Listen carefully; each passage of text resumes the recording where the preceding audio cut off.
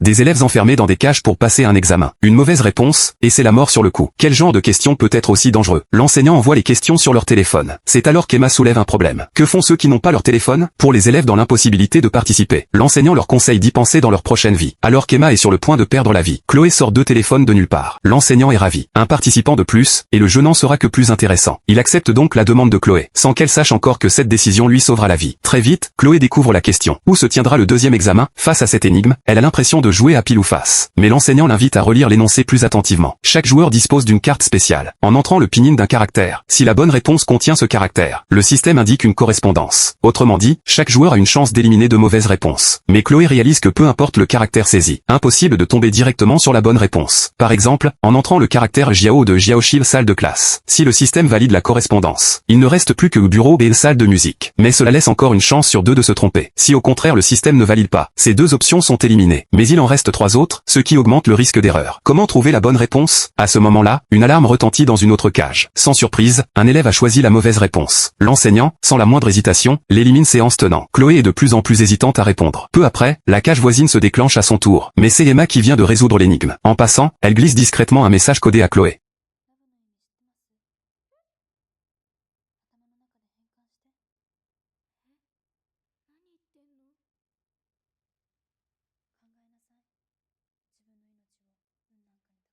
Avant même que Chloé ait le temps de le déchiffrer, Emma est emmenée par le surveillant. Puis soudain, Chloé a une illumination. À accent gravi, amour correspond à la lettre I. En convertissant toutes les options en romanisation, la réponse devient évidente. Car le nombre de livres dans chaque option est différent. Elle entre livres dans sa carte spéciale. Le système confirme que la bonne réponse contient 2 I. La réponse est donc la 4e option, le gymnase. Ouf, Chloé s'en sort de justesse. Mais ce n'était que la première épreuve. Comment va-t-elle affronter la suite?